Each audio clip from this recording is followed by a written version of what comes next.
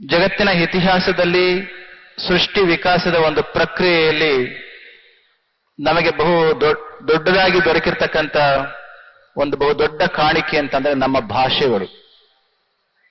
ಸೃಷ್ಟಿಯಲ್ಲಿರ್ತಕ್ಕಂಥ ಹಲವಾರು ಜೀವ ಪ್ರಭೇದಗಳಲ್ಲಿ ಮನುಷ್ಯನು ಕೂಡ ಒಂದು. ಮನುಷ್ಯ ಮತ್ತು ಉಳಿದ ಜೀವಿಗಳಿಗೆ ಇರ್ತಕ್ಕಂಥ ಒಂದು ದೊಡ್ಡ ವ್ಯತ್ಯಾಸ ಏನು ಅಂತಂದ್ರೆ, ನಾವು ನಮ್ಮ ಭಾಗದಲ್ಲಿ ಆವಿಷ್ಕಾರ ಮಾಡಿಕೊಂಡಿರ್ತಕ್ಕಂಥ ನಮ್ಮ ಭಾಷೆಗಳು, ನಮ್ಮ ತಾಯಿ ಭಾಷೆಗಳು. ಈ ಭಾಷೆಯಿಂದ ನಾವು ಸೃಷ್ಟಿಯ ವಿವಿಧ ಜೀವಿಗಳಿಗಿಂತ ಭಿನ್ನವಾಗಿದ್ದೇವೆ. ಅಂತಹದೊಂದು ನಮ್ಮ ತಾಯಿ ಭಾಷೆ ಕನ್ನಡ ಮಾತೆಯನ್ನ ಸ್ಮರಿಸ್ಕೊಳ್ತಕ್ಕಂಥ, ನೆನಪು ಮಾಡಿಕೊಳ್ತಕ್ಕಂಥ, ನಮಗೊಂದು ಅಸ್ಮಿತೆಯನ್ನ ಜಗತ್ತಿನಾದ್ಯಂತ ತಂದು ಕೊಟ್ಟಿರ್ತಕ್ಕಂಥ ತಾಯಿ ಭಾಷೆಯನ್ನ ನೆನಪು ಮಾಡ್ಕೊಳ್ತಕ್ಕಂಥ ಕನ್ನಡ ತಾಯಿಯ ನುಡಿತೇರಿನ ಹಬ್ಬ ಈ ವರ್ಷ ನಮ್ಮ ಮಂಡ್ಯ ಜಿಲ್ಲೆಯಲ್ಲಿ ತುಂಬಾ ಚೆನ್ನಾಗಿ ಆಗಿದೆ.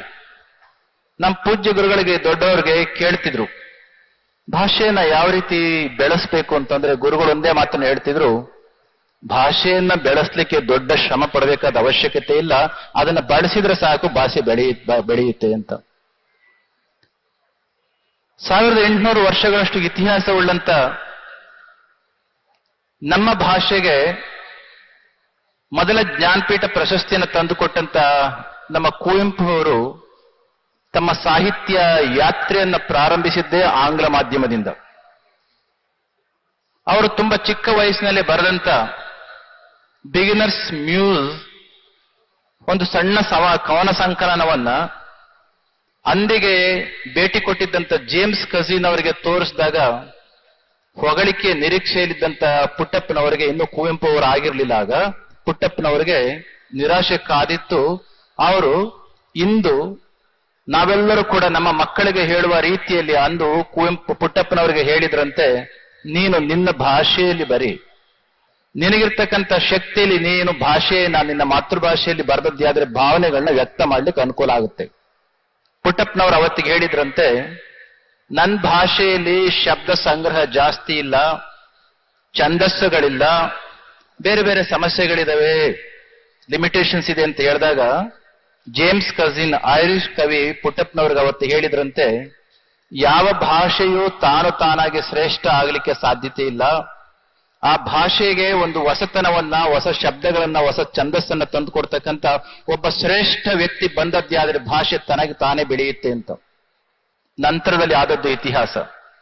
ಯಾವ ಹುಡುಗ ಆಂಗ್ಲ ಭಾಷೆಯಿಂದ ತನ್ನ ಸಾಹಿತ್ಯ ಯಾತ್ರೆಯನ್ನ ಪ್ರಾರಂಭ ಮಾಡಿದ್ರೋ ಅದೇ ಹುಡುಗನ ಮುಖಾಂತರ ಪಂಪನಿಂದ ಕುವೆಂಪು ಅವರಿಗೆ ಎಂಬ ಅನ್ವರ್ಥವಾಗಿ ಮೊದಲ ಜ್ಞಾನಪೀಠ ಪ್ರಶಸ್ತಿ ಬಂತು ನಮ್ಮ ಕುವೆಂಪು ಅವರ ಮುಖಾಂತರ. ಈ ದೃಷ್ಟಿಯಿಂದ ಪಂಪನ ಕಾಲದಲ್ಲಿ ನಮ್ಮ ಭಾಷೆ ಸಂಸ್ಕೃತ ಮತ್ತು ಅಂದಿನ ಪ್ರಾಕೃತ ಭಾಷೆಯಿಂದ ಸಮೃದ್ಧಗೊಂಡದ್ದೇ ಆದ್ರೆ, ನವೋದಯ ಕಾಲದಲ್ಲಿ ನಮ್ಮೆಲ್ಲರಿಗೂ ಕೂಡ ಗೊತ್ತಿದೆ, ನಮ್ಮ ಕನ್ನಡ ಭಾಷೆಯ ಸಮೃದ್ಧಿಗೆ ಆಂಗ್ಲ ಭಾಷೆಯ ಪ್ರಭಾವವೂ ಕೂಡ ಬಹಳಷ್ಟು ಇರ್ತಕ್ಕಂತಹದ್ದು. ಹಿಂದಿ ಇರ್ಬೋದು, ಬೆಂಗಾಳಿ ಇರ್ಬೋದು, ರಷ್ಯನ್ ಆಗಿರ್ಬೋದು. ಅಂದ್ರೆ ನಮ್ಮ ಭಾಷೆಗಳನ್ನ ನಾವು ಬೆಳೆಸೋದ್ರ ಜೊತೆಯಲ್ಲಿ ಸುತ್ತಮುತ್ತ ಇರ್ತಕ್ಕಂತಹದ್ರ ಕಡೆನೂ ಕೂಡ ಗಮನವನ್ನ ಕೊಡಬೇಕಾಗುತ್ತೆ. ಆದ್ರೆ ಗಮನವನ್ನ ಕೊಡ್ಲಿಕ್ಕೆ ಹೋಗಿ ನಮ್ಮ ಭಾಷೆಯನ್ನೇ ಮರ್ತದ್ದೇ ಆದ್ರೆ ನಮ್ಮ ಅಸ್ತಿತ್ವವೂ ಕೂಡ ನಶಿಸಿ ಹೋಗ್ತದೆ. ನಿನ್ನೆ ನಮ್ಮ ಸರ್ವಾಧ್ಯಕ್ಷರು ಒಂದು ಮಾತನ್ನ ಹೇಳಿದ್ರು, ಇಂದು ಡಿಜಿಟಲ್ ಎರಾದಲ್ಲಿ ಇದ್ದೇವೆ, ಕಂಪ್ಯೂಟರ್ ಯುಗದಲ್ಲಿದ್ದೇವೆ, artificial intelligence, machine learning, robotics ಇವೆಲ್ಲ ಬಂದಿದ್ದಾವೆ. ಇಂತಹ ಸಂದರ್ಭದಲ್ಲಿ ನಮ್ಮ ಭಾಷೆಯನ್ನು ಉಳಿಸ್ಕೊಳ್ತಕ್ಕಂಥ, ಮಷಿನ್ ಲ್ಯಾಂಗ್ವೇಜ್ಗಳ ಕಡೆ ಗಮನ ಕೊಟ್ಟಿರ್ತಕ್ಕಂಥ ನಾವು ಹ್ಯೂಮನ್ ಲ್ಯಾಂಗ್ವೇಜ್ಗಳ ಕಡೆ ಮರ್ತದ್ದೇ ಆದ್ರೆ ಭಾವನೆಗಳು ಹೊರಟೋಗುತ್ತೆ ಎಂಬ ಮಾತನ್ನು ಅವರು ಸೂಕ್ಷ್ಮವಾಗಿ ಹೇಳಿದ್ದಾರೆ.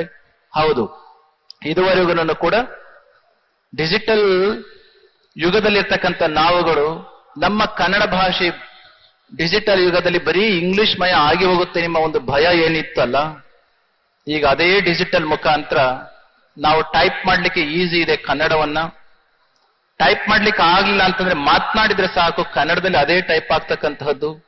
ಕನ್ನಡ ಸಾಹಿತ್ಯ ಇಂಗ್ಲಿಷಿನ ಮುಖಾಂತರ ಸಾಕಷ್ಟು ಹರಿದು ಬರ್ತಾ ಇದೆ. ಈ ಎಲ್ಲ ದೃಷ್ಟಿಯಿಂದ ಬಹುಶಃ ನಮ್ಮ ಕನ್ನಡ ಭಾಷೆಗೆ ಯಾವ ಚ್ಯುತಿಯೂ ಕೂಡ ಇಲ್ಲ ಅಂತಕ್ಕಂಥ ಒಂದು ಭರವಸೆ, ಭಾವನೆ ನಮ್ಮೆಲ್ಲರಿಗೂ ಕೂಡ ಇದೆ.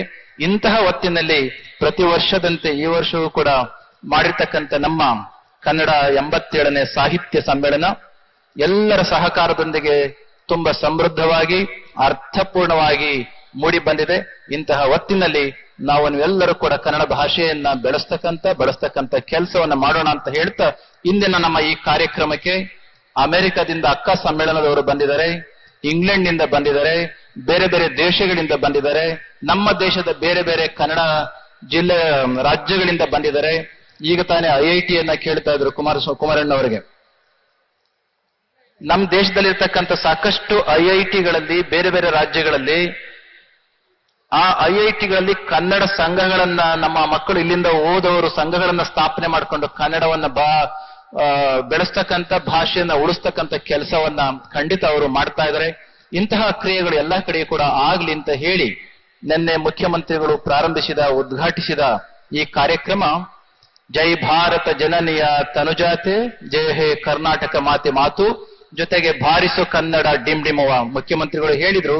ಕೊನೆಯದಾಗಿ ಒಂದು ವಿಷನ್ ಅನ್ನ ಕುವೆಂಪು ಅವರು ಏನ್ ಸೆಟ್ ಮಾಡಿದ್ರಲ್ಲ, ಕ್ಷಯಿಸೆ ಶಿವೇತರ ಕೃತಿಯಲ್ಲಿ ಅಮಂಗಳವಾದದ್ದು ಅಳಿಯಲಿ, ಮಂಗಳಕರವಾಗಿದ್ದು ಆಗಿರ್ತಕ್ಕಂಥದ್ದು ಉಳಿಯಲಿ. ಕ್ಷಯಿಸೆ ಶಿವೇತರ ಕೃತಿಯಲ್ಲಿ ಮೂಡಲಿ ಮಂಗಳ ಮತಿಯಲ್ಲಿ, ಕವಿ ಋಷಿ ಸಂತರ ಆದರ್ಶದಲ್ಲಿ ಸರ್ವೋದಯವಾಗಲಿ ಸರ್ವರಲ್ಲಿ. ನಮ್ಮ ಒಟ್ಟು ಕನ್ನಡ ಸಾಹಿತ್ಯ ಸಮ್ಮೇಳನದ ಒಟ್ಟು ಉದ್ದೇಶವನ್ನ ಕುವೆಂಪು ಅವರು ತಮ್ಮ ಗೀತೆಯೊಂದಿಗೆ ಅವತ್ತಿಗೆ ನೆನೆ ಸೆಟ್ ಮಾಡಿ ಹೋಗಿದ್ದಾರೆ. ಇಂತೆಲ್ಲ ಆದರ್ಶಗಳನ್ನ ಉಳಿಸಿಕೊಂಡು ಭಾಷೆಯನ್ನ ನಮ್ಮ ತನವನ್ನ ಉಳಿಸಿಕೊಂಡು ಹೋಗ್ತಕ್ಕಂಥ ಕೆಲಸವನ್ನ ಮಾಡೋಣ ಅಂತ ಹೇಳಿ ಈ ಕಾರ್ಯಕ್ರಮಕ್ಕೆ ಶ್ರಮಿಸಿರ್ತಕ್ಕಂಥ ಸರ್ವರಿಗೂ ಕೂಡ ತಾಯಿ ಭುವನೇಶ್ವರಿಯ ಪೂರ್ಣ ಆಶೀರ್ವಾದವಿರಲಿ ಅಂತ ಹೇಳ್ತಾ ನನ್ನ ಮಾತು ಮುಗಿಸ್ತೇನೆ. ಜೈ ಶ್ರೀ ಗುರುದೇವ್.